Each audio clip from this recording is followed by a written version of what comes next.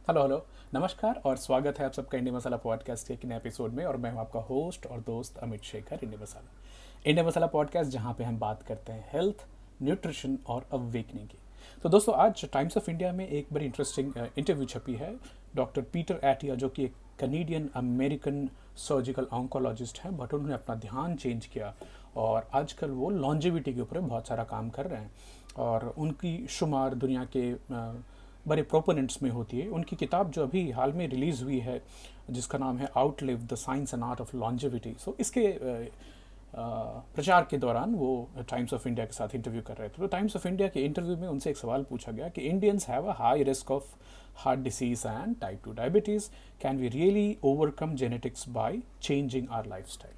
देखिए, ये एक डिफिटिस्ट काइंड ऑफ क्वेश्चन है, जहाँ पे हम ज़्यादातर जो डायबिटिक हैं और जो प्री डायबिटिक हैं या फिर फैमिली वाले ये सोचते हैं कि हमारे हाथ में बहुत कम है, क्योंकि ये तो हमारे आनुवांशिक जेनेटिक है और इसमें ज़्यादा कुछ किया नहीं जा सकता। तो जो डायबिटीज़ फैमिली होती है उसमें जो यंगर जनरेशन है वो भी डायबिटीज़ के आने का इंतज़ार करती है। तो डॉक्टर पीटर एटिया ने क्या बोला, एब्सोल्युटली टाइप 2 डीएम जो है ये बड़ी ही रीसेंट फिनोमेना है मेडिकल हिस्ट्री में, पिछले 100 साल में देखी जा रही है। और जहाँ तक जेनेटिक्स की बात है, ह्यूमन जेनेटिक्स, ये 100 साल में चेंज नहीं होती, इसको चेंज होने के लिए लाखों साल लगते हैं।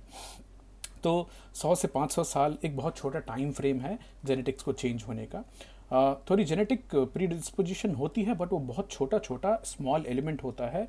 सबसे ज़्यादा पीटर एटिया के हिसाब से जो कारण है भारतीय लोगों में सबसे ज़्यादा डायबिटीज़ पाए जाने का, वो है खाना लो न्यूट्रिएंट और हाई कैलोरी डेंस फूड जो कि हम खाते हैं, less movement and exercise, less sleep, more stress. केवल 200 साल पहले तक केवल 1% से भी कम लोगों में डायबिटीज़ देखी जाती थी। तो एक रिक्वेस्ट है कि stop hiding behind the genetic logic. The Hindu में एक आर्टिकल छपी है 9 जून 2023 को, जिसमें एक लेटेस्ट रिपोर्ट आई है डायबिटीज़ के ऊपर में, और इसके मेन जो ऑथर हैं वो डॉक्टर वी मोहन है, चेन्नई के, इंडिया के टॉप मोस्ट डायबिटोलॉजिस्ट माने जाते हैं। तो भारत ने केवल 2019 एंड 2021 में 31 लाख नए डायबिटिक लोगों को जोड़ा है। और सरप्राइजिंगली ये देखने की बात आई है कि गोवा, पुडुचेरी, केरला टॉप के, और ये सब वो जगह हैं जहाँ पे सबसे ज़्यादा धन भी है, सबसे ज़्यादा खाने की डाइवर्सिटी भी है। तो बड़ी चिंता करने वाली बात है। टोटल इंडिया में the diabetic population is 101 million, जो कि 1 करोड़ से ऊपर डायबिटिक लोग हैं, और 1.36 मिलियन प्री डायबिटिक है। टोटल मिलाकर के 3 करोड़ से ज़्यादा लोग डायबिटीज़ या प्री डायबिटीज़ के शिकार हैं। और डब्ल्यू क्यों बोलती है कि आपको डायबिटीज़ से चिंतित होना चाहिए, इसको एक लाइफस्टाइल डिसीज मानकर चेंज करना चाहिए, क्योंकि टाइप 2 डायबिटीज़ मेलिटस जो है ये ब्लाइंडनेस कॉज करती है, आँख खराब होती, किडनी फेलियर होती है, हार्ट अटैक्स होते हैं, स्ट्रोक होता है और लोअर लिम्ब एम्पुटेशन। जी हाँ, आप किसी भी डायबिटिक क्लिनिक, एक बड़े हॉस्पिटल में जाकर देखें तो वहाँ पे जो पैर कटे लोग डायबिटिक होते हैं उनकी संख्या बहुत बहुत ज़्यादा बढ़ रही है। भारत पे टोटल डायबिटीज़ की प्रेवलेंस 11.4% है, मतलब भारत में 11.4% लोग डायबिटिक हैं। तो अगर भारत की आबादी 140 करोड़ है तो 14 करोड़ डायबिटीज़ मोटे मोटे होने चाहिए। दैट मीन्स बहुत सारे लोग अनडायग्नोज्ड हैं जो कि हाई शुगर लेकर चल रहे हैं। हाइपरटेंशन हालांकि 36% लोगों में, 35.5% है, तो दैट इज़ मच मोर। एक और चीज़ जो एबडोमिनल ओबेसिटी देखी गई, पेट के दौरान फैट का जमा होना, ये भारत में ज़्यादा देखा जाता है। भारत मीन्स भारत, पाकिस्तान, नेपाल, बांग्लादेश, ये जो साउथ ईस्ट एशियन कंट्रीज़ हैं यहाँ पे। तो ओवरऑल इंसानों में इन इलाकों में 40% एबडोमिनल ओबेसिटी देखी जाती है, बट महिलाओं में 50% देखी जाती है। और विसरल फैट जो है ये अच्छा नहीं होता है। ये हम इसके बारे में पहले भी बात कर चुके हैं, आगे भी करेंगे। वाई इंडियंस, हमें ही डायबिटीज़ क्यों होती है ज़्यादा? तो हमारे ज़्यादा इंसुलिन रेसिस्टेंस देखी जाती है। उसके पीछे सीधा सीधा कारण है हमारी high carb diet culture.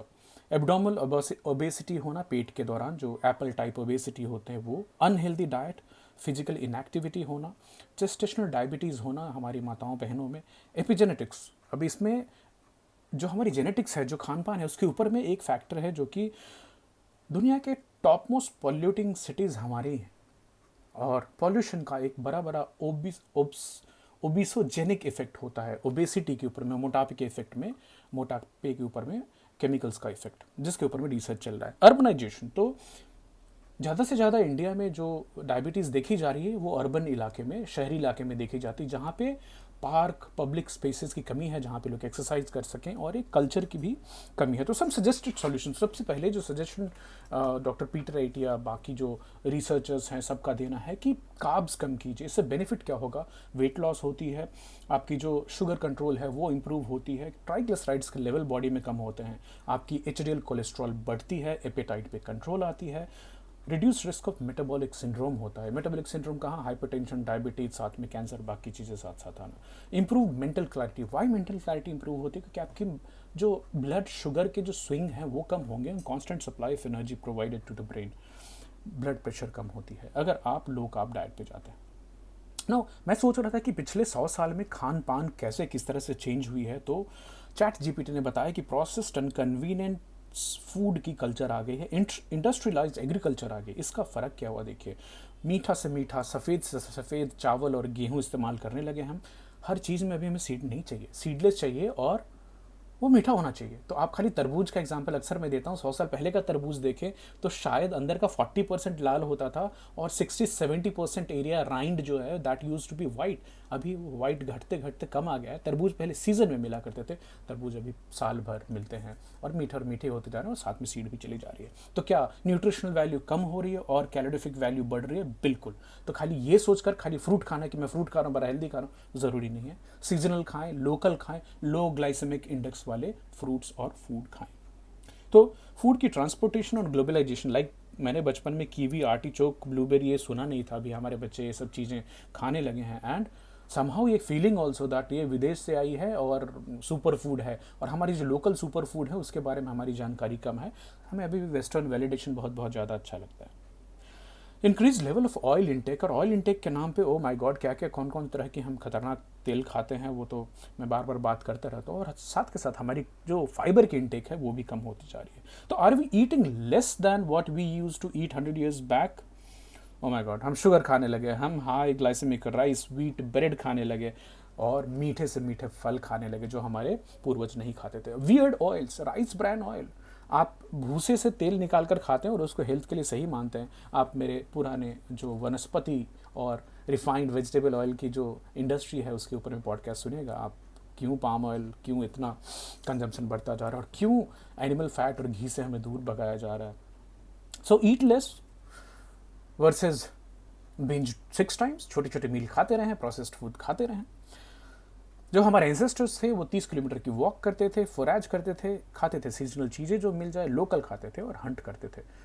Even agriculture पिछले 10,000 साल की देन है, जिसमें एग्रीकल्चर आने के बाद इंसान ने कार्बोहाइड्रेट्स के ऊपर में अपनी डिपेंडेंस बढ़ा ली, क्योंकि सस्टेनेबल लॉन्ग टर्म राइस और वीट को स्टोर कर सकते हैं और हमें खाना मिल सकता है। तो इसने हमें प्रोपोगेट करने में, पॉपुलेशन बढ़ाने में मदद की, लेकिन स्वास्थ्य पे इसके बुरे असर हुए हैं। So long fasting and small eating window has always been part of our life style. हमारे जो पूर्वज थे वो ज़्यादा से ज़्यादा फास्टिंग करते थे, कम से कम खाते थे, और खाते क्या थे? तो low glycemic but highly nutritional food खाते थे। अब इंटरमीडियंट फास्टिंग या टाइम रिस्ट्रिक्टेड ईटिंग जो है वो इसी तरह की चीज़ों को मिमिक करती है। तो अगर आप इंटरमीडियंट फास्टिंग या टाइम रिस्ट्रिक्टेड फीडिंग चालू करते हैं तो आपको बेनिफिट्स क्या देखने को मिलेंगे? आपकी इंप्रूव्ड इंसुलिन सेंसिटिविटी दिखेगी, वेट लॉस और फैट रिडक्शन दिखेगा, रिड्यूस्ड HbA1c लेवल, बिकॉज आपकी फ्लक्चुएशंस बहुत ज़्यादा नहीं हो रही है ब्लड शुगर में, lower triglyceride levels, and these scientific proven. आप चेक कर सकते हैं इन सब के पीछे जो साइंस है। Improved blood pressure, enhanced autophagy. Autophagy हमारे शरीर की वो कमाल की मैकेनिज्म जिसमें हमारी शरीर खुद के अंदर सफाई करती है, उन कमज़ोर चीज़ों को, उन डिफेक्टिव प्रोटीन्स को हटाती है, उसको खाती है। इन्फ्लेमेशन, सूजन शरीर में कम होना, कार्डियोवैस्कुलर बेनिफिट्स होना, लॉन्जेविटी बेनिफिट्स होना। तो मोटा मोटा डायबिटीज़ की जो चर्चा है उसमें जेनेटिक्स वर्सेस लाइफस्टाइल, जेनेटिक्स भूल जाइए, ये हमारी लाइफस्टाइल है जो कि हमें डायबिटीज़ को के लिए प्रीडिस्पोज करती है। तो मेरी स्मॉल सलाह जो है, कम खाएं, कार्बोहाइड्रेट्स कम खाएं, प्रोटीन के ऊपर में फोकस करें, लोकल खाया जाए, ज़्यादा मूवमेंट बढ़ाई जाए, एक्टिविटी बढ़ाई जाए, ज़्यादा सोना बढ़ाया जाए, sleeping more and smiling more. So these are some suggestions to keep yourself healthy. मिलते हैं एक अगले एपिसोड में, तब तक अपना ख्याल रखिए। Take care, bye bye.